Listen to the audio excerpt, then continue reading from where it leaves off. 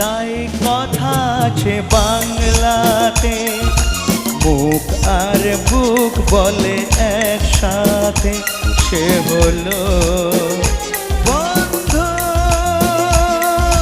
বন্ধু আমার, বন্ধু আমার, কে গরিব কে আমির সে মানে না, জাতের বিচার করা সে জানে না, সে হলো